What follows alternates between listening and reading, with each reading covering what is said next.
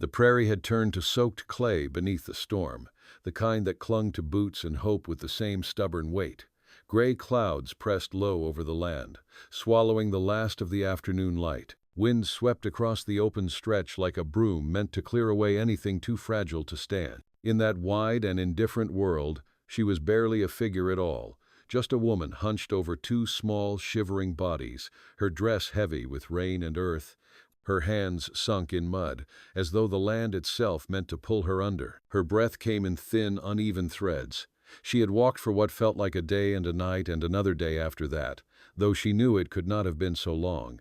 Hunger had blurred the edges of time. Grief had stripped away the rest. The road ahead looked like a wet ribbon laid across a forsaken land, and she could no longer tell if it led toward anything that might save her, or toward another stretch of emptiness that would finish the job her past had begun. Her knees buckled, and she sank down, catching the children before they hit the ground. Their small faces were pale, streaked with the grime of travel and tears, too exhausted to fall anymore. One whispered something soft, a question she could not answer. She brushed a hand across a tiny forehead, but her touch trembled like a leaf in early winter. Everything hurt, her feet, her ribs, the memories pressing hard against her chest. The world seemed deaf to her struggle, as though suffering were just another sound swallowed by the endless wind. She bowed her head, letting it hang, letting the storm run fingers through her tangled hair. For a heartbeat, she wanted to stay there, still and fading, until the land forgot her name. But then came the sound. Hooves. Slow at first, muffled by the wet ground, then steadier, closer. She tried to lift her head, but the world wavered. A shadow fell over her, tall and solid. Boots stopped a few feet away, mud splashing lightly around them. She blinked up through the curtain of her soaked lashes. A man sat atop a bay horse, broad-shouldered, coat plastered to him with rain.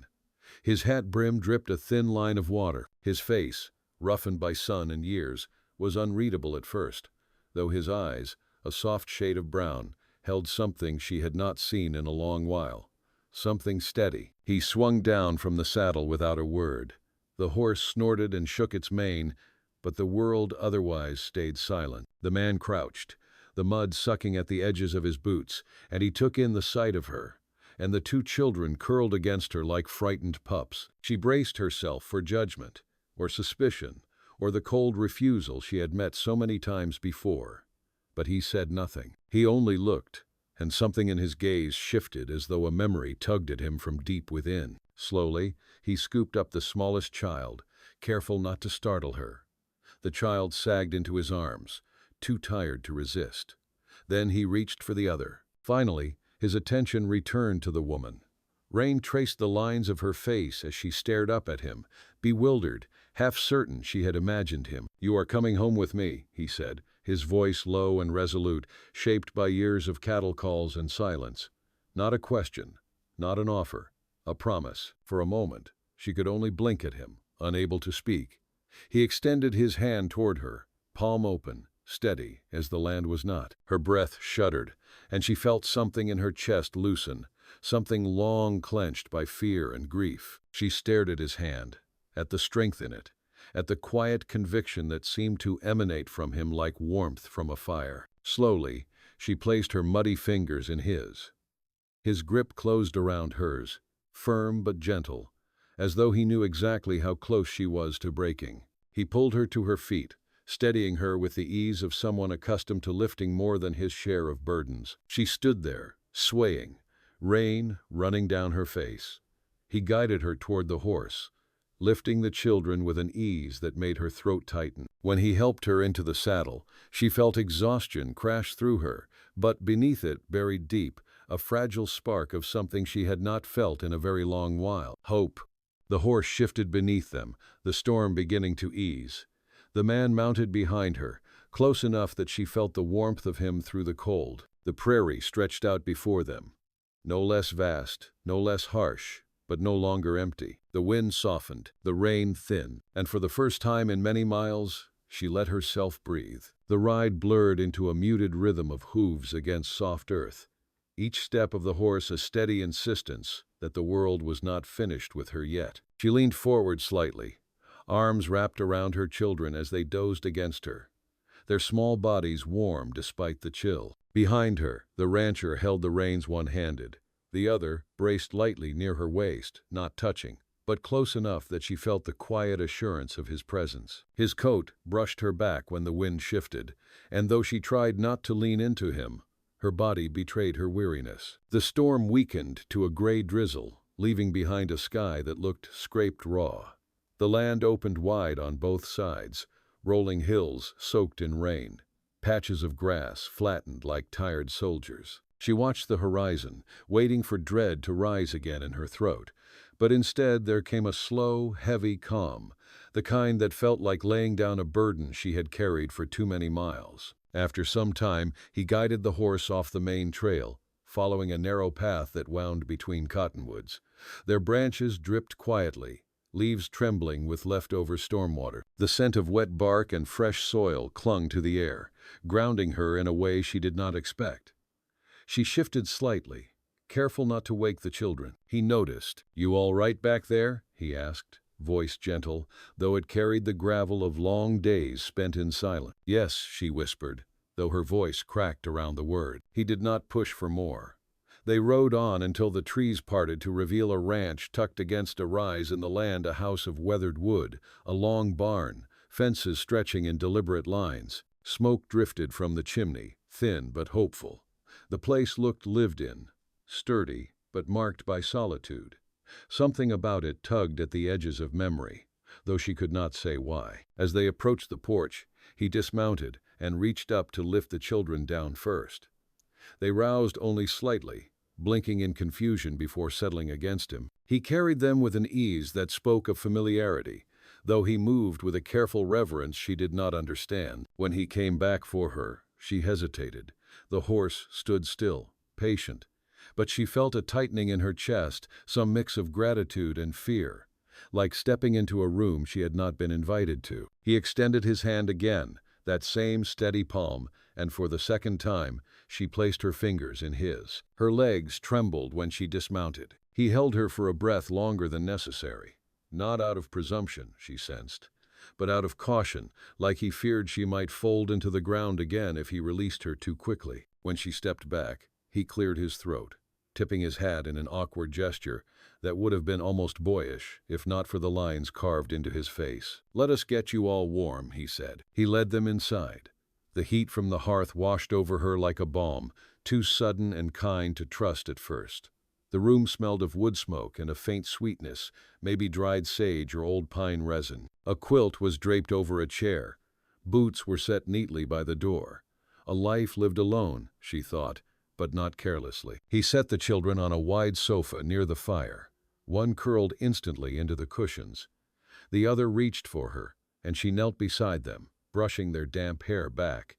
Her hands still shook. She still felt the road on her skin, the wind in her bones. "Can I get you something hot?" he asked. "Coffee, if you drink it. Broth, if you do not." She looked up at him then, really seeing him, the weariness in his shoulders, the humility in his stance. A man capable of strength but uncomfortable with attention. Not the type to seek heroism, more the type to do what needed doing because someone had to. "Coffee would be good," she murmured. He nodded and moved to the stove, his steps quiet, almost apologetic. She watched him work, the ease of his motions, the simple competence of a life shaped by labor and land. For a moment, she wondered what had carved the loneliness into his home, what absence the silence here was trying to fill. The children breathed softly beside her. The fire cracked. The rancher poured 2 tin cups of steaming coffee, bringing one to her with a care that made her throat tighten again. "You are safe here," he said quietly, not forcing her to meet his eyes. "Just for now.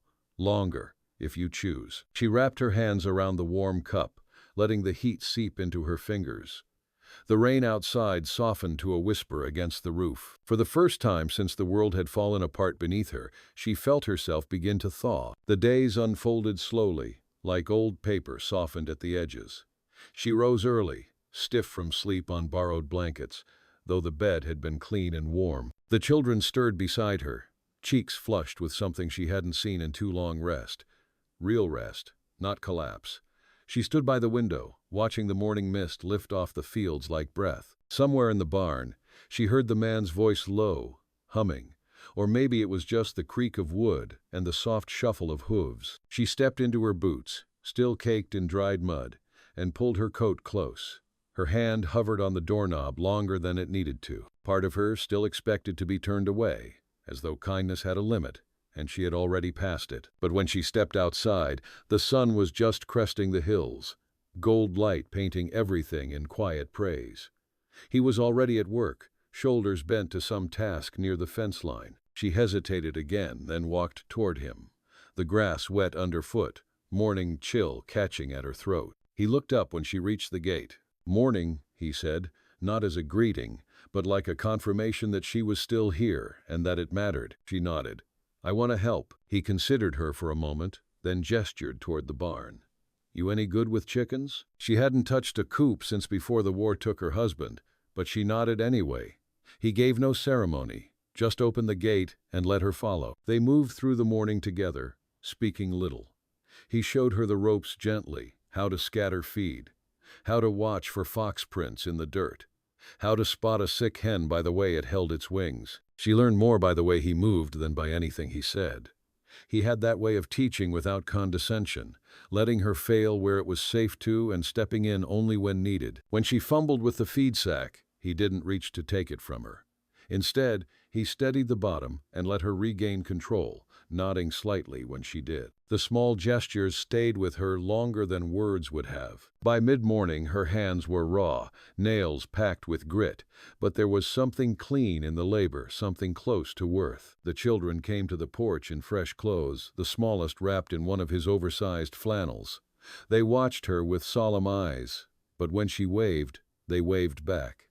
That simple act nearly undid her. Later, she helped him repair a shutter that had come loose in the wind. They worked in companionable quiet. She held the board while he hammered. At one point, he handed her the nail pouch, and their fingers brushed. Neither of them spoke, but both paused a moment longer than necessary before resuming the task. That evening, as dusk fell and coyotes called from somewhere far, she sat on the porch steps, the children tucked close. He brought out a tin plate with bread and butter, laid it beside her, and sat on the edge of the porch with a soft grunt. They ate without ceremony. "Thank you," she said after a while. "Not just for the food." He nodded, but kept his eyes on the horizon, where the last light glowed like embers buried under ash. "I don't make a habit of pulling folks in off the road," he said. She believed him. "Why us?" His jaw worked for a second. He took his hat off, ran a hand through his hair, and placed the hat on his knee. "Because someone should have," he said, and no one did. She looked at him, saw the weight behind the words, not just her story, but something in his own, folded deep and silent. She didn't press. Instead, she laid a hand gently on the step between them, not quite touching his, but close enough. He noticed. They sat like that until the stars came out. The first frost came early that year. It dusted the ground like the breath of something ancient, curling in the corners of windows and whitening the fence rails. The mornings were sharper now, biting through wool and skin alike. She woke to it before the sun had risen, a thin chill that curled into the spaces between her ribs. She rose, wrapped the children tighter in their blankets, then slipped into her coat. The boards of the floor creaked softly beneath her bare feet. Downstairs, she found him already awake, his figure framed in the glow from the kitchen lantern, his hands wrapped around a tin cup. He didn't speak, just nodded and poured a second cup without asking. She took it, warmed her hands before lifting it to her lips. The coffee was bitter and strong and perfect. Out the window, the land stretched pale and silent. Even the wind seemed hushed. "Got a calf breechin'," he said finally. "Out past the north fence." She looked down at her cup, then up at him. "I'll come." He didn't argue. The ride was quiet, broken only by the snort of the horses and the jingle of tack. Frost cracked beneath their hooves as they cut across the pasture. The sun pushed slowly through the horizon, more pale gold than fire now. Winter had arrived, quiet and merciless. They found the cow trembling in the frost-bitten field, her sides heaving, eyes rolling white with pain.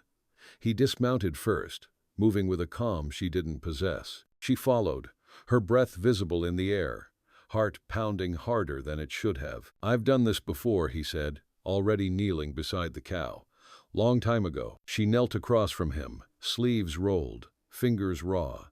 The earth was cold and cruel beneath her knees, but the cow bellowed again, and she leaned in without thinking. The world narrowed to breath and blood and trembling limbs. His hands found the calf's legs first.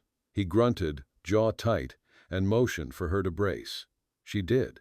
The struggle was a slow one, body against body, nature against death. The calf slipped free with a final heave, slick and still, hitting the frozen earth with a wet thud. She didn't breathe. He moved fast, wiping the calf's nose, rubbing its ribs.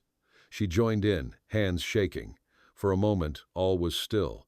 Then the calf coughed once, kicked weakly, and began to breathe. She sat back hard on her heels, breathless. He looked up at her then, mud on his face, eyes soft in a way that made her want to cry. "That's one life," he said. They returned to the ranch in silence.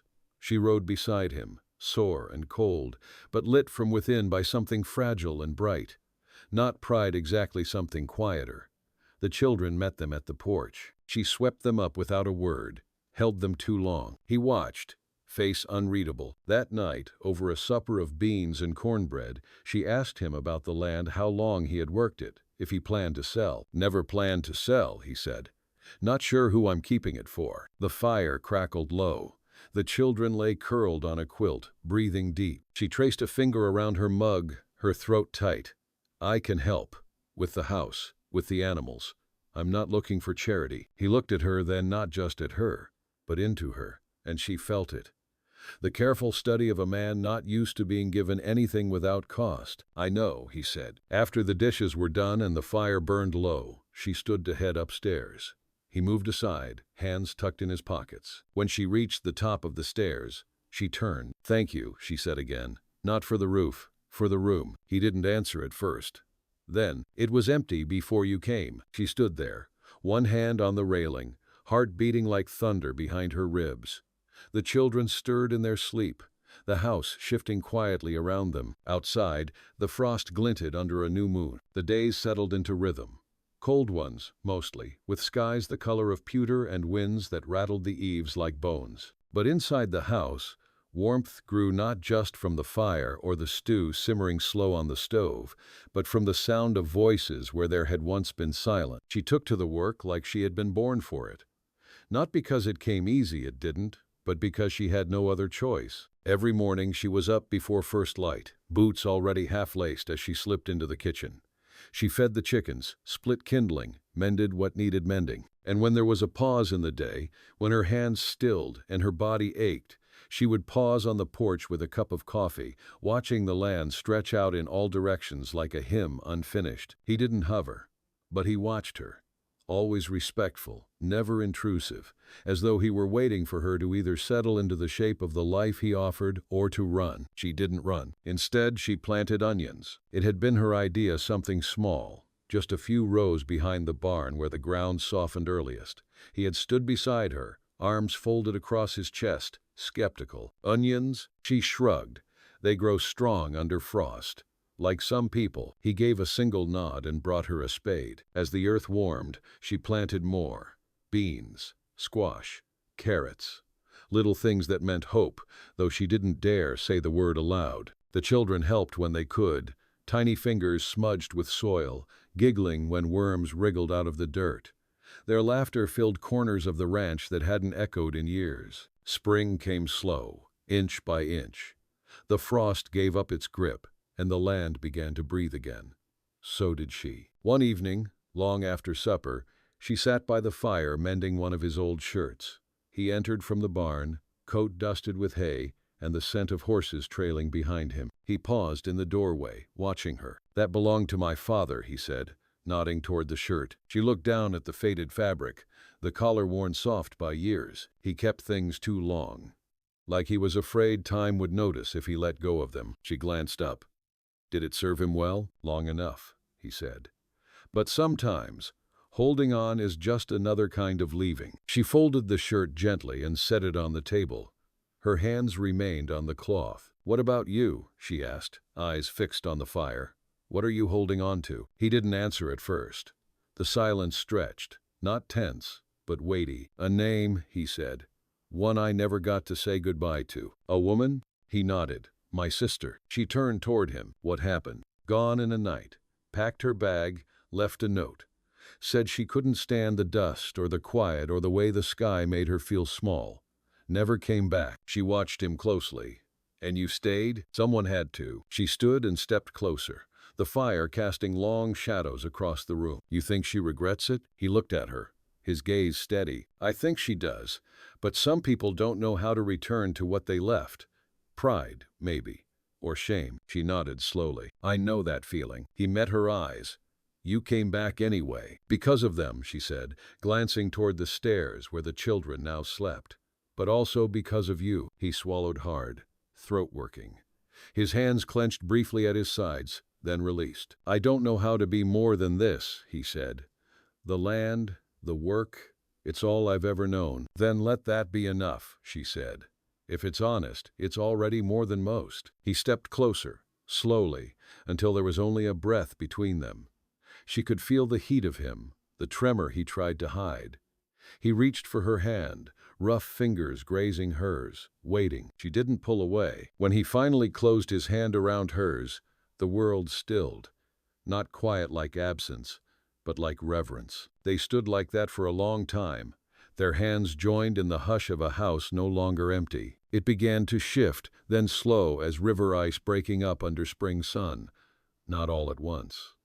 There were no declarations, no grand moments of surrender, just smaller things. Her apron hanging next to his coat, his boots side by side with the children's, a hand at her back when she carried the milk pail too long, a shared laugh in the barn when a goat knocked over the feed bin, the way he started saying we instead of I. But change never comes without testing. It started with a letter. He found it at the post station in town, thumbed its edge all the way home like it might vanish if he looked away. When he handed it to her, he said nothing.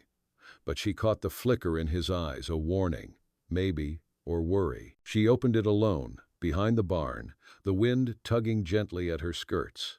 The handwriting was familiar, slanted, formal. It came from her late husband's kin, folk who had turned their backs when she buried her husband in a borrowed grave and walked into winter with 2 children and nowhere to go. Now the words were softer, pity disguised as concern. "We've heard you're still alive." They offered a home of sorts, a place back east, a bed for the children, work in town. They painted it like salvation, but she knew better. It was charity wrapped in a noose. What they wanted was control over her, over the story, over the shame of having let her go in the first place. She burned the letter in the stove that night, but the questions it raised lingered like smoke. He found her outside, staring at the horizon where the sky met the fields in a long, mournful line. "You don't owe them anything," he said. "But the children," she folded her arms, stared hard at the grass. "Maybe they'd be better off." He shook his head. "They're fed. They're safe. They laugh now. Can they do that back there?" She didn't answer. He stepped closer, voice low. "This place, it's not easy. It'll break a weaker kind. But you've met it head on. You made it grow again." Tears burned behind her eyes. "I don't want to run, but I don't know if I can stay. Not without wondering if it's selfish." He reached for her then, not with haste, but with certainty, cupping the back of her neck as if grounding her. "You're not selfish. You're surviving. That's different." The wind stirred between them. A hawk circled high above, wings wide as forgiveness. He let his hand drop. "If you choose to go, I won't stop you," he said. "But I'd carry the weight of it for the rest of my days, just so you'd have a lighter load." She turned, looked at him fully. His face was tired and sun-worn, but steady as stone. That night, she lay awake long after the children had fallen asleep. She thought of every mile she had walked, every cold night, every kindness too sharp to trust. And she thought of his hands calloused and careful and the way they had held hers like something precious. In the morning, she rose before the sun. She found him in the barn, brushing down the mare. He turned when she entered, eyes searching hers. She stepped close, laid a hand on the saddle rail. "I'm not going," she said. He didn't speak. She pressed on. "If you still want us here, If there's room for all three. He looked at her like a man seeing the edge of a long drought. There's been room, he said, since the day you fell in the mud and didn't ask for saving. She nodded, breath-catching. Then we stay. He reached for her hand, and this time there was no hesitation. Summer crept in on soft soles, slipping between the cracks in the walls and warming the boards underfoot. The fields grew thick with green, the creek full with spring melt, the hills blushing gold in the long twilight. In the quiet folds of land and labor, their lives took root not in any loud or sudden way, but steady, like fence posts sunk deep into good earth. She woke each morning before the rooster, the scent of dew on cotton sheets and the slow breath of her children filling the room. Downstairs, he would already be by the stove, frying eggs in the cast-iron pan, his shirt half-buttoned, hair still damp from the basin. She learned the way he liked his coffee strong enough to bite, no sugar,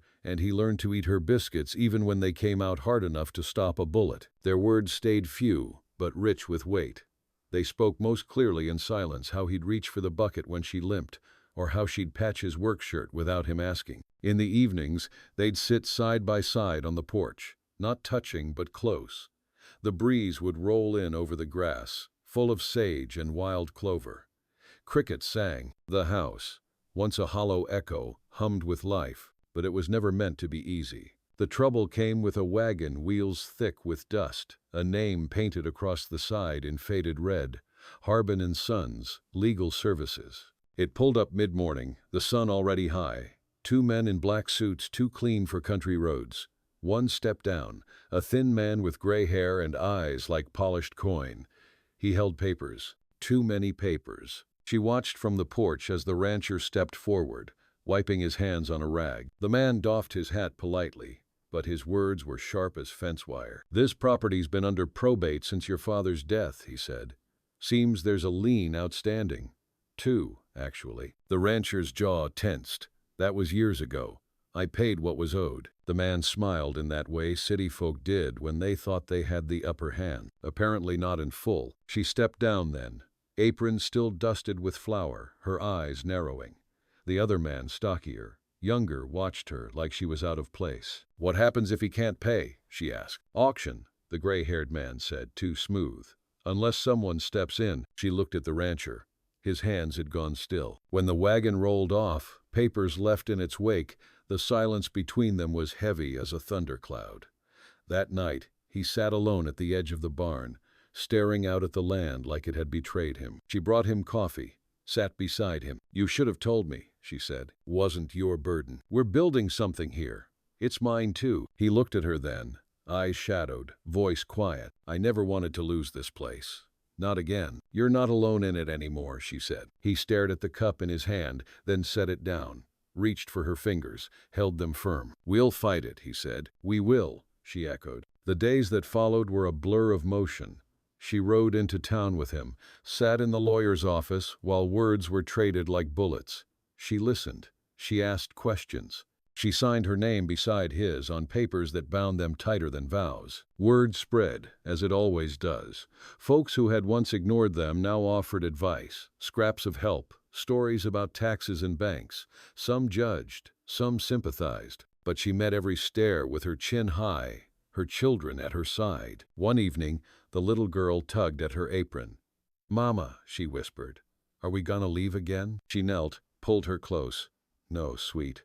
We're not running anymore." The rancher stood nearby, listening. His eyes shone in the fading light. They fought for the land with more than money, with sweat and long days and neighbors who remembered debts of kindness. A friend brought a bull to breed. A widow offered her late husband's ledger. Bit by bit, they gathered what was needed. The day they paid the final note, she held the receipt in both hands, the paper soft with sweat and sunlight. He looked at her across the kitchen table, something breaking open in his expression. "It's yours too now," he said. She smiled, eyes bright. "It's ours." That night, they sat on the porch again, but this time he reached for her hand first. No words, just fingers entwined. The wedding was quiet. No preacher, no organ, no lace veils or pews lined with white ribbon. Just the sky spread wide and clean above them, the fields humming with summer, and the wind moving through the cottonwoods like a whispered hymn. He stood in a clean shirt, collar starched but crooked, hands restless at his sides. She wore a pale blue dress she had mended herself, the hem uneven, the sleeves rolled once to bare her forearms. The children stood between them, hair combed flat, cheeks sun-warm, solemn in the way only little ones can be when they sense something important is happening. It was the old neighbor, Mr. Wallace, half-deaf, retired preacher, widowed 10 years, who said the words. His hands shook with age as he held the small black book, but his voice was steady. No sermon, just a question. Do you choose each other? They did not look away from one another. He nodded once, jaw tight with emotion. She answered aloud, yes. Mr. Wallace smiled, made the sign of the cross in the air, and said, then you're married as true as any I've seen. They kissed once, brief, reverent, a touch full of all the words they hadn't spoken. The children cheered, and someone passed around lemonade, cool and tart and full of pulp. Neighbors stayed into the evening. Someone brought a fiddle. Someone else fried catfish over a fire pit. Laughter came easier now. The house, once so still, filled with footsteps, stories, the clatter of borrowed plates. That night, long after the guests had gone and the children had fallen asleep beneath a quilt of their own making, he found her by the barn. She was barefoot, the grass cool between her toes, her hair falling loose down her back. The moon hung low and full above the pasture, the light soft as a sigh. She turned when he came to her, eyes rimmed with quiet awe. This doesn't feel real, she said. He stepped closer, cupped her face in his hands, thumb brushing the corner of her mouth. It is, he whispered. It's real because we held on, when we had every reason to let go. She leaned into him, her arms sliding around his waist. He held her there, not as a savior, not as someone who'd pulled her from the mud, but as an equal, as a partner, as a man who had been saved, too. I want to build something with you, she said into his shirt. Something that lasts longer than the wind. We already have. A few weeks later, she found herself ill in the mornings, lightheaded, tender in ways she hadn't been in years.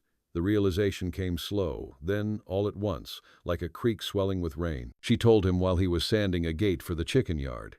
He stopped mid-motion, looked at her, dust clinging to his hands. Are you sure? She nodded. He crossed the space between them, knelt before her, rested a hand against her belly, though it held no swell yet. A child? She smiled, fingers threading through his hair. A beginning, they told the children that night.